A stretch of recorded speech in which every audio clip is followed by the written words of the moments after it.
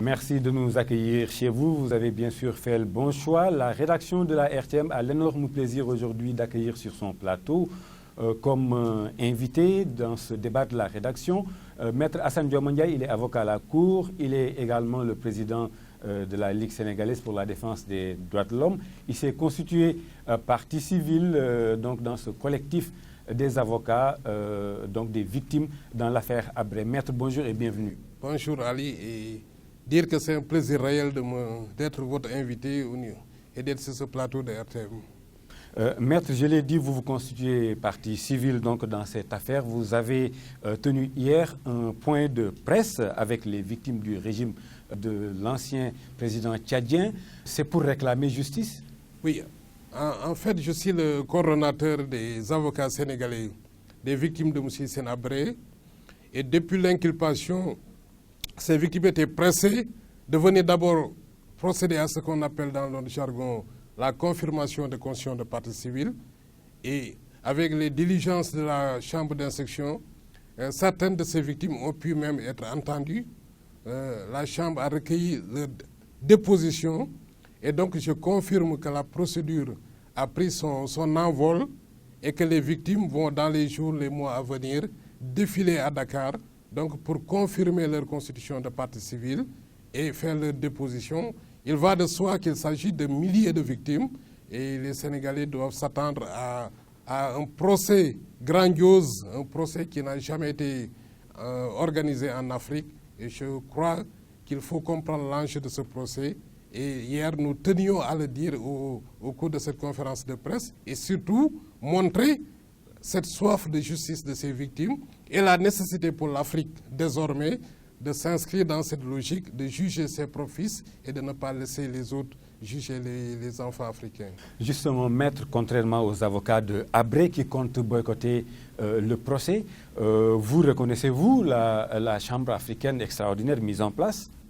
Oui, parfaitement. Même si au départ, nous n'avions pas envisagé ce format. En réalité, nous avions pensé que le Sénégal, de par ses obligations internationales, découlant notamment de la Convention de 84 contre la torture et les traitements cruels, inhumains et dégradants, cette convention dit clairement que si vous ratifiez cette convention et une personne accusée de torture se réfugie sous votre juridiction, vous avez obligation de juger. Donc au départ, on pensait que c'est le Sénégal, naturellement, de par ses juridictions, qui allait juger.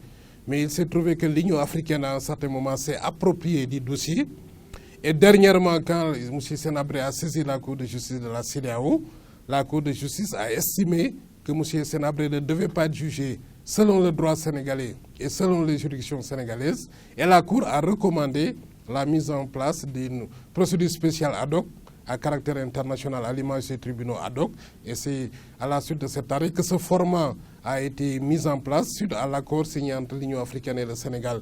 Par conséquent, il s'agit d'un tribunal africain international parfaitement habilité à juger M. Hissène Habré et surtout que ce tribunal offre toutes les garanties d'un procès juste et équitable. Et par conséquent, je pense que pour les victimes, le plus important, c'est le droit d'être entendu par un tribunal. Et je crois que ces conditions sont réunies aujourd'hui.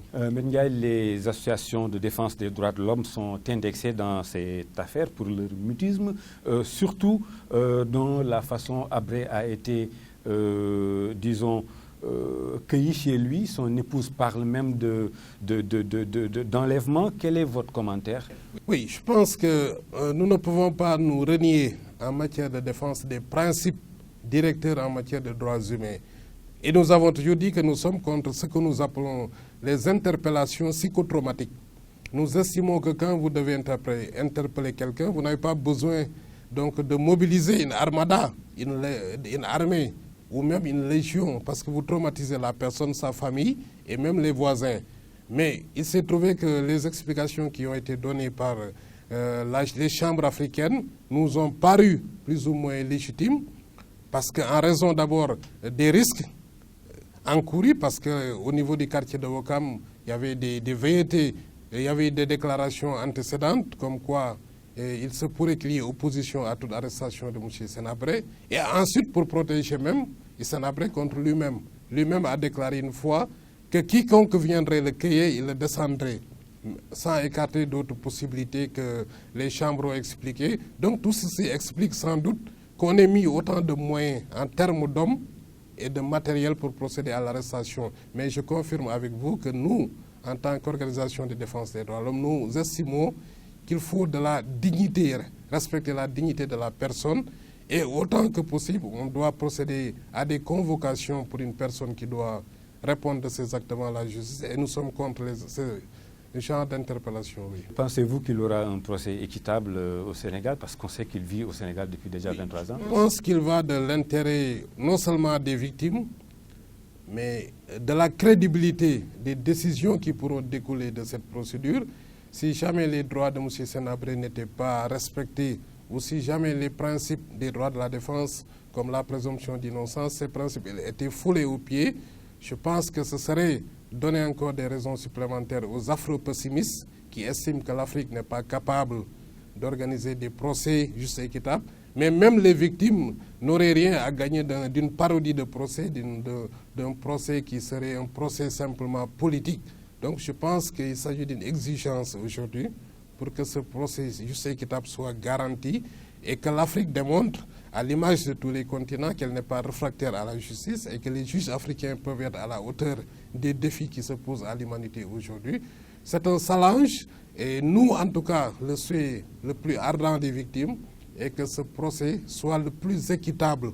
Et que d'ailleurs nous avons même salué le fait que beaucoup d'argent a été mobilisé pour la construction d'une éventuelle prison, pour la détention provisoire, encore pour la détention, parce que Senabré bénéficie de la présomption d'innocence, pour dire que nous tenons au respect du rang qui doit être dû à un ancien président, en l'occurrence M. Senabré, compte tenu de son âge, mais également surtout de sa présomption d'innocence. Maître, le plus surprenant dans cette affaire est que l'actuel président Déby, cité dans ce dossier, qui était à l'époque ministre des Affaires, ministre des Forces armées, il a financé en partie à hauteur de 2 milliards donc, de nos francs, la Cour africaine. Il félicité l'État du Sénégal après l'arrestation du président tchadien. Il a même décrété journée chômée et payée. Oui, je pense qu'il faut faire la part des choses entre ce qui relève du subjectivisme de M. Déby, qui a son propre agenda. Sans doute, Déby est aujourd'hui revanchard, qu'on dit Senabré, le fait de décréter jour férié, tout ça, vraiment, c'est des questions politiques qui n'ont rien à voir avec le procès. Maintenant, ce qui est objectif aujourd'hui, c'est que tout procès international est financé par les États, non pas par les individus. Parce qu'il ne faut pas personnaliser l'État du Tchad. L'État du Tchad est différent de la personne de M. Déby. Quand l'État du Tchad fait une contribution de 2 milliards, ce n'est pas Déby, c'est l'État du Tchad. Quand l'État du Sénégal contribue à hauteur de 2 milliards, ce n'est pas Macky Sall, c'est l'État du Sénégal. Donc, tous les procès internationaux, il y a une conférence des bailleurs d'offres, des bailleurs, des États, des contributeurs. Et nous avons, pour la tenue de ce procès, invité tous les États, surtout les États africains, parce que nous ne voulons pas d'un procès qui soit organisé uniquement sur le financement des Occidentaux, des Américains, de la France. Ça aurait été dommage si ce procès avait été financé exclusivement par des États européens. Il eût été souhaitable que ce soit des pays africains, et surtout le Tchad, parce que le Tchad, ce sont ses fils qui ont été victimes quand même. Et l'État a une obligation de secours et d'assistance à l'endroit de ses enfants. Donc, l'État du Tchad et le Sénégal doivent être, de mon point de vue, les deux pays qui doivent contribuer le plus.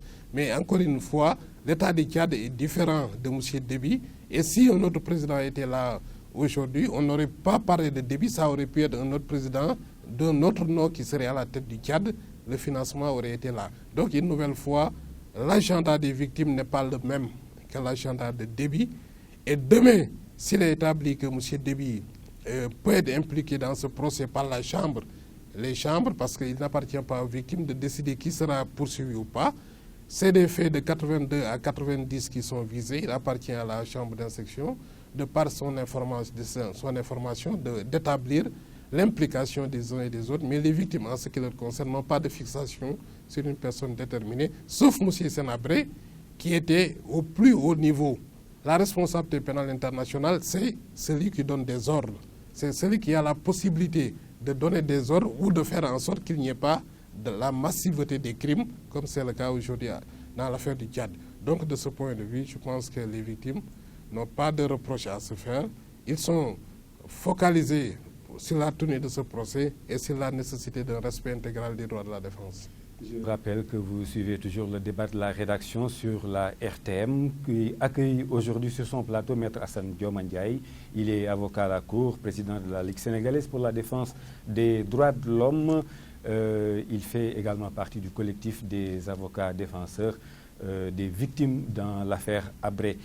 Maître, tout à fait autre chose à présent, des voix se sont élevées pour demander l'abrogation notamment de l'article 80 du Code pénal, celui-là même qui a conduit l'opposant Baragay en prison. Oui, je pense que là également, c'est un combat permanent des organisations de défense des droits de l'homme. Je me rappelle qu'à Genève, lors de l'examen périodique universel, nous étions à l'arrière de la Chambre et Maître Madické Niang, à l'époque, défendait le Sénégal. Et Maître Madické disait que j'aperçois les ONG sénégalaises au fond de la salle.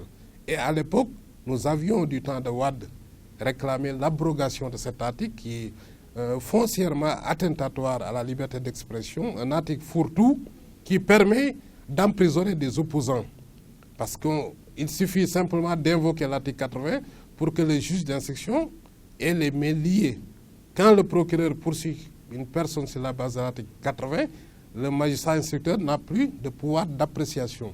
Et l'article ne définit pas les infractions qui peuvent être constituées comme des actes de nature à compromettre la sécurité publique, l'offense au chef de l'État. Donc, ce combat il est permanent et aujourd'hui, plus que jamais, nous réclamons l'abrogation de cet article pour l'approfondissement de la démocratie sénégalaise. Il reste que tout ce que punit aujourd'hui l'article 80, nous avons des articles concurrents au niveau du Code pénal qui permettent de sanctionner des faits. Quand on parle d'offense au chef de l'État, d'insultes ou en tout cas des choses qui peuvent porter atteinte à la sécurité publique, nous avons des articles dans le Code pénal qui peuvent les réprimer. Donc nous ne voyons pas aujourd'hui la nécessité de maintenir cet article que tout le monde a décrié hier. Si les politiques peuvent décrier hier et se taire aujourd'hui, nous n'avons pas ce droit. Nous défendons des principes pérennes et aujourd'hui plus que jamais, ce combat reste actuel pour nous et nous continuerons ce combat jusqu'à l'abrogation de cet article. Et Maître, quel est votre point de vue sur la loi Sada Ndiaye? Apparemment, les Sénégalais ne sont pas prêts à donner le quinquennat au président de l'Assemblée nationale. Oui, moi, mon sentiment, c'est que nous avons une commission de réforme des institutions. Il ne faut pas toujours revenir en arrière ou se focaliser sur le passé. Je pense qu'on doit, à partir des erreurs du passé, ou en tout cas de l'expérience du passé, bâtir l'avenir. Aujourd'hui, tout le monde est conscient des priorités aujourd'hui en termes d'institutions, en termes de renforcement de la démocratie, de dialogue politique, de transparence. Je pense qu'il appartient à tous les Sénégalais à travers cette commission qui devra être amendée, dont les propositions devront être amendées par tous les secteurs de la société, de voir aujourd'hui les secteurs qu'il faut cibler, de mettre des institutions fortes, durables, de manière à approfondir notre démocratie. Et justement, cette question du mandat du président de l'Assemblée nationale doit s'inscrire de façon globale dans l'architecture institutionnelle qui doit être mise en place à la suite des travaux de cette commission. Et je pense que tout sera question de dialogue, de consensus. Et je pense que si nous arrivons à adopter cette méthodologie, à savoir faire en sorte que ce qui sera proposé recueille le maximum de consentement, parce que la démocratie en réalité ce n'est pas l'unanimisme, mais c'est le consentement du plus grand nombre. À partir d'un débat, c'est légitime et l'illégitime. Je pense qu'à partir d'un débat, nous pourrons avoir un maximum de consensus sur un certain nombre de réformes qu'il nous faut envisager rapidement. De nos jours, les viols et agressions se multiplient. Les Sénégalais sont guettés par la peur jusque dans leur sommeil à cause de la violence meurtrière et gratuite. La proposition a fait revenir la peine de mort. Serait-il pour vous un recul de la démocratie? Oui, je pense que pour nous, il n'est pas... Nous ne l'envisageons même pas, nous n'osons même pas envisager cette éventualité qu'on puisse revenir à la peine de mort qui est la plus grande atteinte à la dignité humaine. Vous le savez, toutes les constitutions, toutes les conventions internationales disent de façon claire que la vie est sacrée et que nul n'a le droit de porter atteinte à la vie. Même l'État ne peut pas, sous le sceau de la légalité, procéder à des meurtres, à des assassinats. Donc il reste que celui qui tue commet un crime. Et la loi est là, nous avons prévu des peines allant jusqu'à la perpétuité, qui est en fait une mort sociale. Si vous êtes condamné à la perpétuité, vous êtes tué socialement. Je pense qu'on ne peut pas avoir plus grande peine que cela, quelqu'un qu'on retire de la société.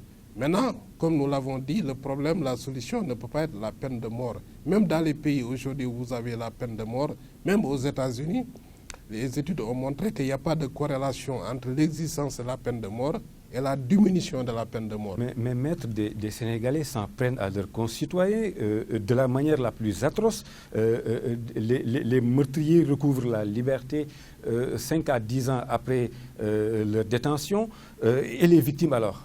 Oui, je le dis, tout est question de proportionnalité.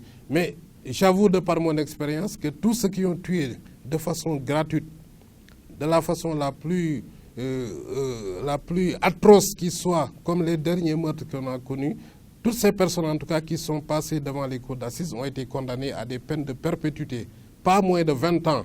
Maintenant, il reste que les juges ont un pouvoir d'appréciation suivant les circonstances. Mais je répète une nouvelle fois que dans une société, il ne peut pas y avoir d'absence de crime.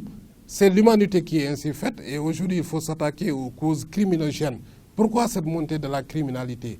Est-ce qu'aujourd'hui, il y a suffisamment de répartition des revenus? Il y a suffisamment de prise en compte des différents groupes sociaux? Est-ce que la richesse est suffisamment répartie? Est-ce qu'on s'occupe de l'emploi des jeunes? Est-ce que la pauvreté est suffisamment combattue? Pourquoi se focaliser uniquement sur une solution en amont ou en aval? Je pense qu'il faut voir avec tout le monde qu'est-ce qui fait aujourd'hui qu'il y a montée de cette criminalité. Et je pense qu'à partir de ce moment, nous pouvons envisager des solutions. Aujourd'hui, plus que jamais, la pauvreté, de par l'histoire, la criminologie, les études en matière de criminalité ont démontré que chaque fois qu'il y a montée de la pauvreté, jusqu'à aller ce qu'on appelle la situation de manque total, il y a montée de la criminalité. Aux États-Unis, dans les quartiers que vous avez à Harlem, les quartiers qui ont été réputés, qui jadis étaient réputés les plus pauvres, où vous allez en Afrique du Sud, dans les ghettos, vous avez un taux de criminalité sans commune mesure avec les autres dans les autres quartiers. Donc aujourd'hui, je pense qu'on peut s'attaquer d'abord aux causes de cette criminalité, voir pourquoi il y a cette criminalité, et maintenant envisager des solutions. Mais encore une nouvelle fois, l'humanité aujourd'hui a fait des pas en matière d'abolition de peine de mort. La tendance est à l'abolition, et même ceux qui n'ont pas aboli aujourd'hui pratiquent ce qu'on appelle un moratoire en termes de peine de mort, parce qu'aujourd'hui, en ce troisième millénaire, il n'est pas envisageable qu'un citoyen sénégalais fût-il militaire se dresse contre un autre avec un fusil au poteau pour tirer, ou bien qu'on mette à la guillotine un Sénégalais. Je pense que les Sénégalais doivent réfléchir également. Les dernières exécutions en Gambie ont suffisamment suscité l'émoi des Sénégalais. Ces 2 Sénégalais qui ont été exécutés en Gambie il n'y a pas longtemps ont effrayé la conscience collective sénégalaise. Qu'on sache qu'il n'est pas facile de tuer son prochain. Ceux qui le font commettent des crimes et la société doit les réprimer de la façon la plus sévère, mais quand même dans des proportions qui soient conformes au principe de dignité de la personne humaine. Maître, je vous remercie. Je rappelle que vous êtes avocat à la Cour, vous êtes le président de la Ligue sénégalaise pour la défense des droits de l'homme, constitué également partie civile dans l'affaire Habré, donc avec les avocats défenseurs des victimes. Maître, encore une fois, merci d'avoir été notre invité. C'est moi qui vous remercie.